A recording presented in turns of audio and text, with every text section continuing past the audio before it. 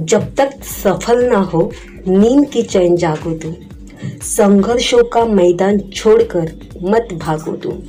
कुछ किए बिना जय जयकार नहीं होती, कोशिश करने वालों की हार कभी नहीं होती।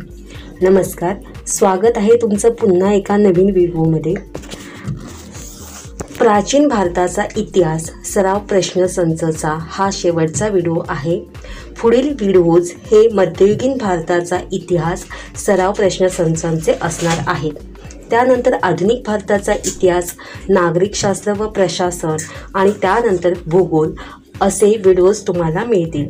त्यामुळे TET पेपर 2 सामाजिक शास्त्र या विषयाची तुमची परिपूर्ण तयारी होईल हे नक्कीच।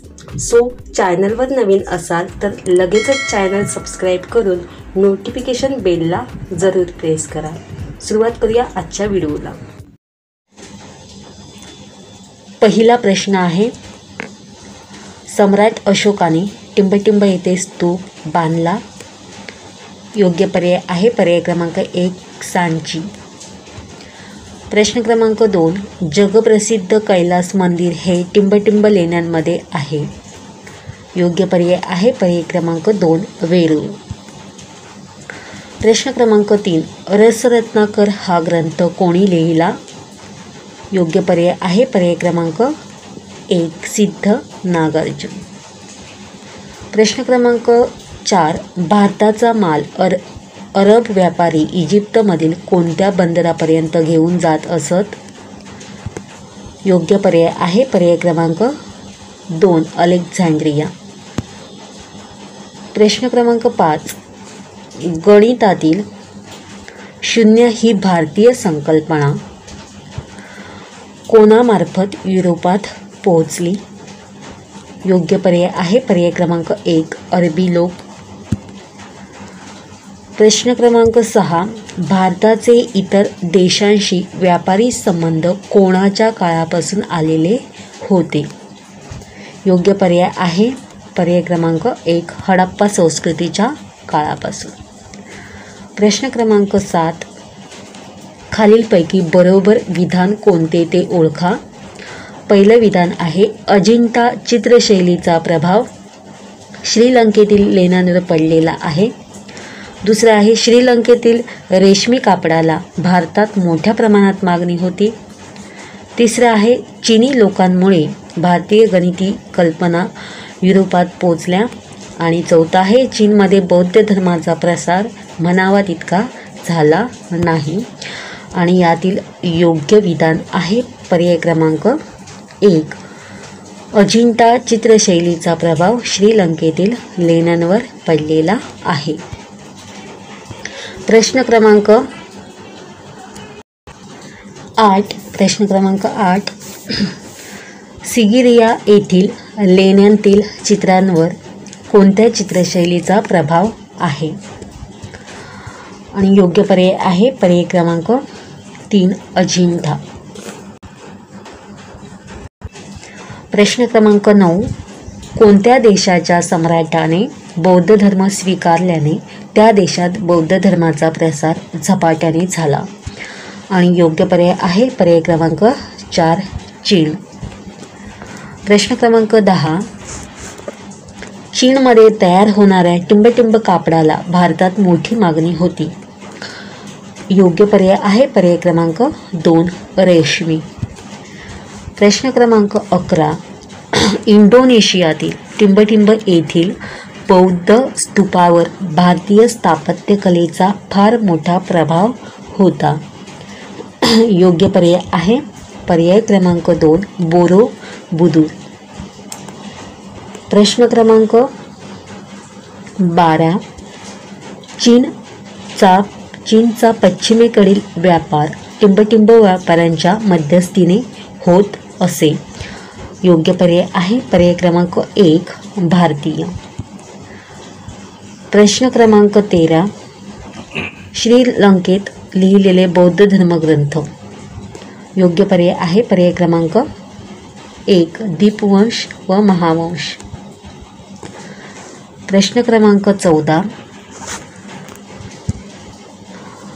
गौतम बुद्धांनी टिंबटिंब आर्य सत्ये सांगितली। योग्य पर्याय आहे पर्याय क्रमांक 2 4. 4 आर्य सत्ये सांगितली. प्रश्न क्रमांक 15. गौतम बुद्धांनी सांगितलेला दुःख निवारणाचा मार्ग. योग्य पर्याय आहे पर्याय क्रमांक 4 अष्टांग मार्ग. प्रश्न क्रमांक 16. गौतम बुद्धांचे टिंबटिंब येथे महानिर्वाण झाले. योग्य पर्याय आहे पर्याय क्रमांक 4 कुशीनगर. प्रश्न क्रमांक 17. गौतम बुद्धांनी आपले विचार टिंबटिंब भाषेत मांडले आणि योग्य पर्याय आहे पर्याय क्रमांक 3 पाली भाषेत. प्रश्न क्रमांक 18. गौतम बुद्धांच्या मते सर्व पापांपासून मुक्ती म्हणजे टिंबटिंब होय आणि योग्य पर्याय आहे पर्याय क्रमांक 3 शील. प्रश्न क्रमांक 19. गौतम बुद्धांच्या मते दुःखमुक्तीच्या मार्गावरील अंतिम टप्पा म्हणजे टिंबटिंब होय. योग्य पर्याय आहे पर्याय क्रमांक 1 प्रज्ञा. प्रश्न क्रमांक 20. गौतम बुद्धांनी खालीलपैकी कोणत्या तत्वाचा पुरस्कार केला. योग्य पर्याय आहे पर्याय क्रमांक 2 बुद्धी प्रामाण्यवाद. पुढील प्रश्न क्रमांक 21. दर 5 वर्षांनी आपली संपत्ती लोकांना वाटणारा राजा. योग्य पर्याय आहे पर्याय क्रमांक 3 हर्षवर्धन. प्रश्न क्रमांक 22. हर्षवर्धन या राजाने आपला राजदूत टिंबटिंब देशात पाठवला होता. योग्य पर्याय आहे पर्याय क्रमांक 3 चीन. प्रश्न क्रमांक 23. दुसऱ्या चंद्रगुप्ताने आपल्या मुलीचा विवाह दक्षिणेतील टिंबटिंब सामर्थ्यशाली घराण्यात करून नातेसंबंध प्रस्थापित केले. योग्य पर्याय आहे पर्याय क्रमांक 2 वाकाटक. प्रश्न क्रमांक 24. गुप्त साम्राज्याचा पाया घालणारा राजा. योग्य पर्याय आहे पर्याय क्रमांक 1 चंद्रगुप्त पहिला. पुढील प्रश्न क्रमांक 25. सातवाहन राजा हाल हा टिंबटिंब या ग्रंथाचा कर्ता होता असे मानले जाते. योग्य पर्याय आहे पर्याय क्रमांक 2 गाथा सप्तशती. पुढील प्रश्न. हरिसेनाचा मंत्री वराहदेव हा टिंबटिंब धर्माचा अनुयायी होता. योग्य पर्याय आहे पर्याय क्रमांक 3 बौद्ध. प्रश्न क्रमांक 27. प्रसिद्ध कवी टिंबटिंब हा पल्लवांच्या दरबारी होता. योग्य पर्याय आहे पर्याय क्रमांक 3 भारवी. प्रश्न क्रमांक 28. कोणत्या राजाच्या काळात चीनी प्रवासी युआन खांग यांनी कांचीला भेट दिली होती आणि योग्य पर्याय आहे पर्याय क्रमांक 2 नरसिंह वर्मा.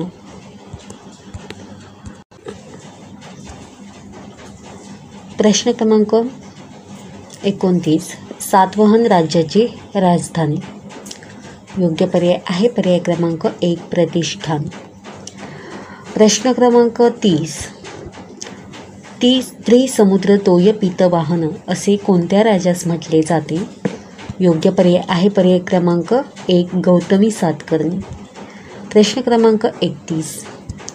सातवाहन काळात पैठण भोकरदन बाजारपेठातून माल टिंबटिंबपर्यंत जात असे. योग्य पर्याय आहे पर्याय क्रमांक 4 रोम. प्रश्न क्रमांक 32. चालुक्य घराण्याची सत्ता स्थापन करणारा राजा टिंबटिंब. योग्य पर्याय आहे पर्याय क्रमांक 1 पहिला पुलकेशी. प्रश्न क्रमांक 33. चालुक्याची राजधानी टिंबटिंब. योग्य पर्याय आहे पर्याय क्रमांक 2 बदामी. प्रश्न क्रमांक 34. खालीलपैकी बरोबर विधान कोणते ते ओळखा आणि बरोबर विधान आहे सातवाहनांचे राज्य सध्याच्या महाराष्ट्र, मध्य प्रदेश व आंध्र प्रदेशात पसरलेले होते.